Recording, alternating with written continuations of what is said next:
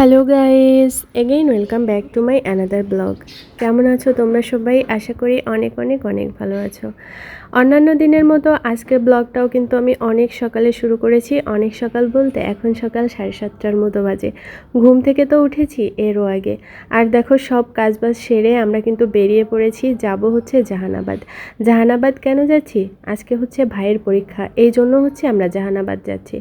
তো তোমাদের দাদা যেহেতু ভাইকে পরীক্ষা দেওয়ার জন্য নিয়ে যাবে, এই জন্য আমিও আর সুযোগটা মিস করলাম না। আমিও রেডি হয়ে বললাম আমাকেও নিয়ে যেতে হবে। প্রথমে একটু নানা করলেও আমাকে নিয়ে যেতে বাধ্যই হলো, কারণ আমাকে না নিয়ে গেলে কি আর উপায় থাকবে বলো। ভাইকে ভেতরে পাঠিয়ে দিয়ে আমরা লক্ষ্য করলাম আমাদের মতো এখানে আরও অনেকে অপেক্ষা করছে। তারা তাদের প্রিয়জনকে নিয়ে এসেছে পরীক্ষা দেওয়ানোর জন্য।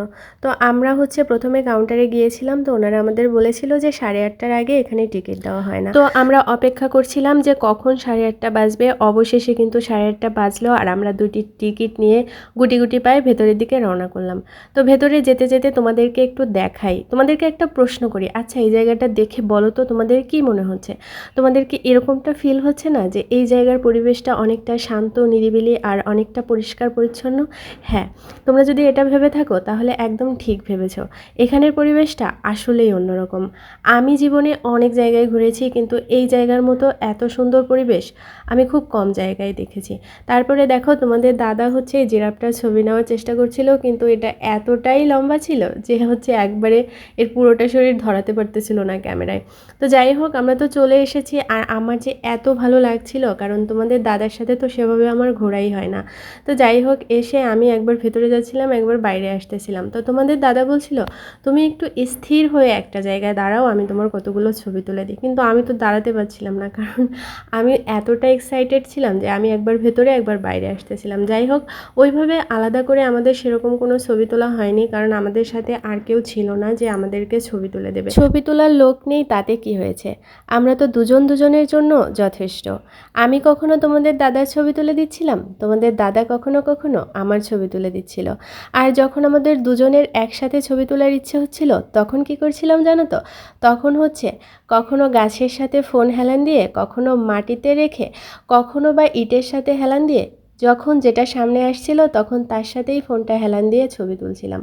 যাই হোক, আর আমরা এখানে এতটা সকালে গিয়েছিলাম, ওইভাবে আমাদের মতো করে কাউকে পাচ্ছিলাম না যাকে বলবো ভাই আমাদের একটা ছবি তুলে দেন।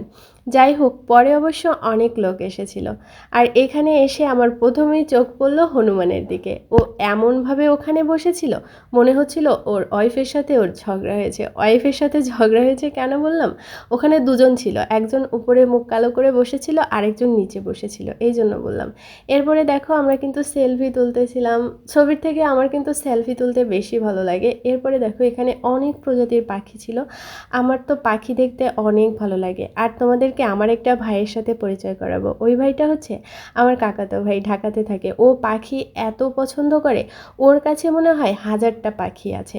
যাই হোক, এরপরে দেখো আমি এই উপর থেকে তোমাদেরকে পুরো পার্কের একটা ভিউ দেখাই।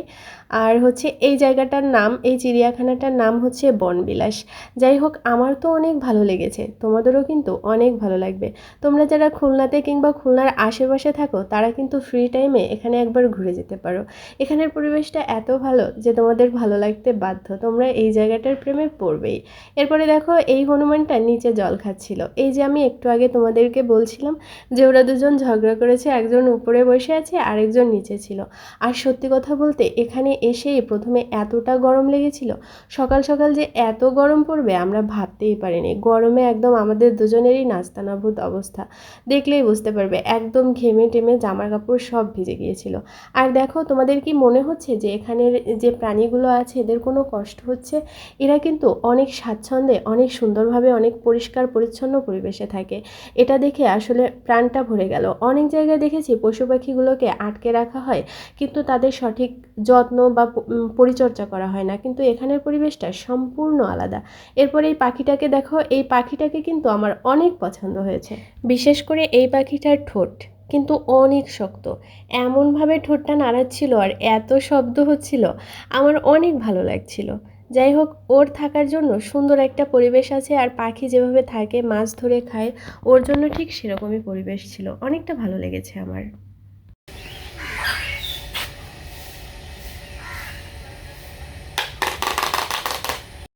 আরও একটা জিনিস তোমাদেরকে বলতে চাই, সেইটা হচ্ছে এখানের পশু পাখির যে পরিচর্যা, এটা আমার কাছে অনেক ভালো লেগেছে। কারণ এখানে পশু পাখি যাই আছে না কেন সবাইকে সঠিক মতো পরিচর্যা করা হয়, সঠিক সময়ে খাবার দেওয়া হয়। আর কোনোটাকে তো ফ্যান চালিয়ে বাতাসও দেওয়া হয়, মানে এই জিনিসগুলো আমার অনেক ভালো লেগেছে। এরপরে দেখো এগুলো হচ্ছে কি বলো তো, ভল্লুক। ভল্লুক দেখতে কার কার ভালো লাগে বলো তো? আমি তো দেখে প্রথমে অনেক ভয় পেয়ে গিয়েছিলাম। আর এই খাঁচার ভিতরে মোট 3টা ভল্লুক আছে। আর দেখো একজন তো একদম অবিকল মানুষের মতো বসেছিল, আর এভাবে বসেছিল আমার দেখে অনেকটা হাসি পেয়ে গিয়েছিল। লাস্ট আমি ভল্লুক দেখেছিলাম সার্কাস খেলাতে। যাই হোক, দেখো এরপরে হচ্ছে ময়ূর। আমাদের কপাল এতই ভালো যে আমরা যখন গিয়েছিলাম তখন ময়ূর কিন্তু পেখম মেলেছিল। আমরা শুধু শুনি যে ময়ূর পেখম মেলে, কিন্তু অনেকেরই এতটা সৌভাগ্য হয় না যে আমরা ময়ূরের পেখম দেখব, মানে ময়ূর যে পেখম মেলেছে এটা দেখব। দেখো ময়ূরটা কিভাবে পেখম মেলেছে, একদম কতটা জায়গা নিয়ে, দেখতে এত ভালো লাগছিল। তোমাদেরকে কি বলবো, তোমাদেরকে আসলে বলে প্রকাশ করতে পারবো না এটা দেখতে আমার কত ভালো লেগেছিল। এরপরে দেখো আস্তে আস্তে পেখমটা গুটিয়ে নিচ্ছে। ময়ূর হচ্ছে এত সুন্দর দেখতে, আমার অনেক ভালো লেগেছে। এরপরে দেখো এই পাখিটার নাম আমি ঠিক জানি না, পাখিটার ঠোঁটটা কতটা মোটা ছিল। তোমরা কি জানো এই পাখিটার কী নাম? জানলে অবশ্যই জানাবে তো আমাকে। আরও আমার একটা জিনিস মনে হয়, কি মনে হয় জানো? হরিণ হচ্ছে অনেকটা ভীতু প্রাণী। ওরা যখনই কাউকে দেখে একটা পাখি উড়ে গেলেও দৌড় মারে, অনেকটা ভীতু। এখানে অনেকগুলো হরিণ ছিল, আর বিশেষ করে সবথেকে কিউট লাগছিল ওই ছোট্ট বাচ্চাগুলোকে। এরা এতটা কিউট, এতটা ইনোসেন্ট, সবাই ভয় পেলেও কিন্তু ভয় পাচ্ছিল না, বরং দাঁড়িয়ে দাঁড়িয়ে আমাদেরকে দেখছিল আমরা কি করছি। আর চেষ্টা করছিল যে বড়রা যা করে, মানে বড় হরিণগুলো যা করে ওগুলোই অনুসরণ করে করে ওরা কাজ করে। এরপরে দেখো ওদেরকে ওখানে খাবার দেওয়া হচ্ছিল, ওরা খাবার খাচ্ছিল। এটা হচ্ছে সাম্বার হরিণ না কি একটা নাম দেখেছিলাম, আমার ঠিক মনে নেই। ও হচ্ছে ওর খাবার দেওয়া হয়েছে, খাবারও খাচ্ছিল আর সাথে সাথে কিছু একটা করছিল। এখানে যে শুধু এই আটকানো পশু পাখি বা জীবজন্তুগুলো আছে তা কিন্তু না, এখানে অনেক কাঠবিড়ালি আছে। কাঠবিড়ালি তোমাদের কার কার পছন্দ বলো তো? কাঠবিড়ালি তো আমার অনেক পছন্দ। এরপরে এটা কি বলো তো? এটা হচ্ছে সজারু। এর গায়ে হচ্ছে কাটা আছে। আর এই সব কিছুর সাথে সাথে আমার এই ছোট্ট চোখ দুটো কিন্তু এই সুন্দর পাখি দুটোকে একদমই মিস করেনি। আমি কিন্তু পাখি দুটোকে অনেক সুন্দরভাবে দেখলাম। ওরা হচ্ছে খড়কুটো জোগাড় করতেছিল, হয়তো বাচ্চা দিবে, ডিম পারবে। যাই হোক, এখানে অনেক গরম ছিল। তোমাদের দাদার অবস্থা দেখো, ঘেমে একদম ভিজে গেছে। যাই হোক, ওর গরম একটু বেশি, আমার তো ভালোই লাগতেছিল। তোমাদের দাদা পাশে থাকলে আমি যে কোনো পরিবেশে যে কোনোভাবে মানিয়ে নিতে পারি। যাই হোক, এখানে বসে আমি শুধু ওকে উল্টোপাল্টা প্রশ্ন করছিলাম। ও দেখো মাথায় হাত দিয়ে কী করছিল, কারণ আমি এমন এমন প্রশ্ন করি আমার প্রশ্নের অনেক সময় উত্তরই থাকে না। তারপরে দেখো এটা ওটা বলতেছিল। তারপরে আমরা অনেকক্ষণ লুডো খেলেছি। আরেকটা কথা তোমাদের সাথে বলি, আমি যতবারই লুডো খেলি না কেন, যতভাবে খেলি না কেন, আমি লুডো খেলায় হারবো তাই হারবো। আমি আগে থেকে বলে দিই, আমি যদি প্রথম দিক থেকে ভালো খেলি, এমনকি আমার যদি একটা মাত্র গুটি থাকে, তাও আমি ওই এক গুটি নিয়েই মানে হেরেই যাব। আমাকে জেতানোর ক্ষমতা কারণ নেই।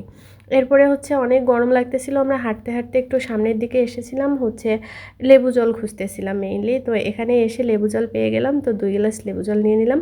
তারপরে দুজনে মিলে বেশ শান্তি করে লেবু জল খেলাম। অনেক ভালো লাগতেছিল, কারণ এই গরমে ঠান্ডা কিছু পাওয়া মানে হচ্ছে স্বর্গসুখ হাতে পাওয়ার মতো মনে হয়। এরপরে লেবু জল খেতে খেতে হচ্ছে আমরা অনেকগুলো ছবি তুলেছিলাম।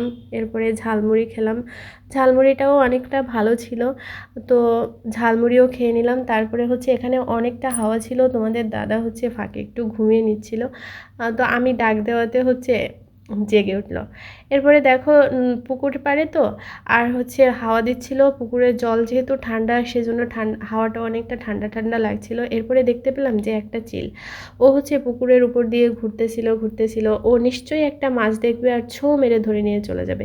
দেখো ঠিক তাই করলো, একটা মাছ পেলো কি ছোঁ মেরে ধরে নিয়ে ও আর এখানে দাঁড়াবেই না, এখান থেকে চলে যাবে একদম বাসায়।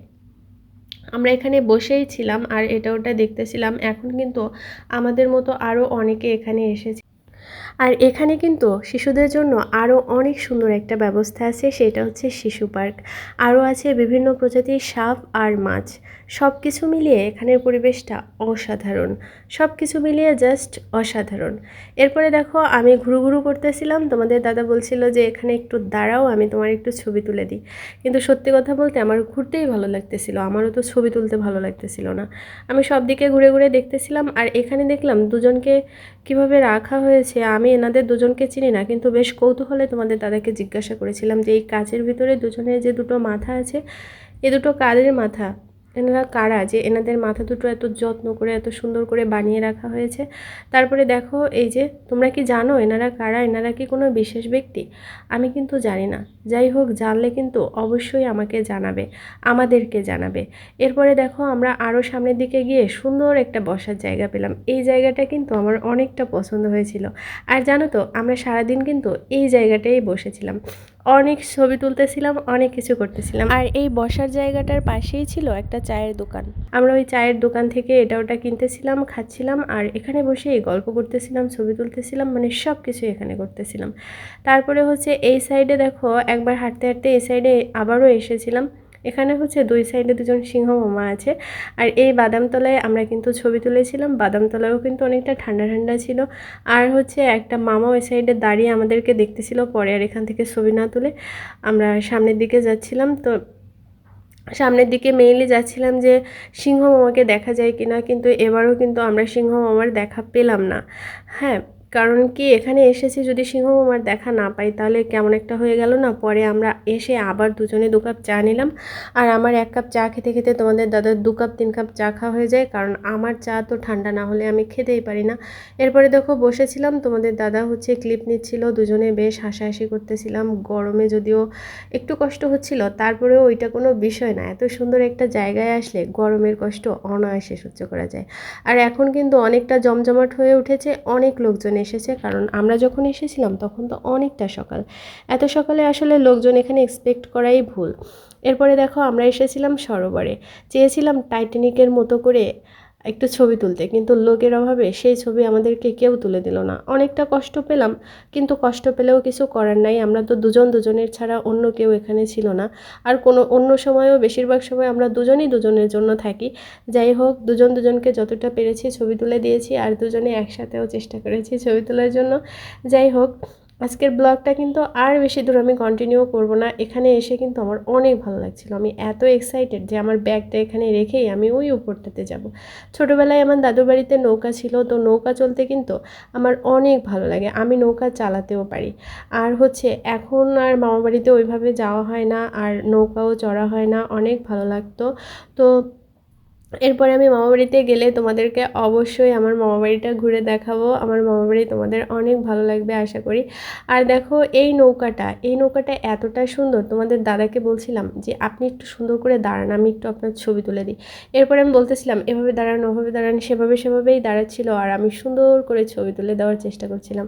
যদিও আমি ছবি তোলার জন্য অতটা এক্সপার্ট না। সারাদিন আমরা যাকে দেখার জন্য ঘুরু ঘুরু করলাম, অবশেষে কিন্তু তার দেখা পেলাম। তোমাদের কাছে একটা প্রশ্ন থাকলো, তোমরা অবশ্যই বলবে এটা বাঘ নাকি সিংহ। যাই হোক, আজকের ব্লগটা কিন্তু এই পর্যন্ত। দেখা হবে নতুন কোনো ব্লগে। তোমরা নতুন নতুন যারা আমার ব্লগ দেখো অবশ্যই কিন্তু লাইক কমেন্টস ফলো করে পাশে থাকতে হবে।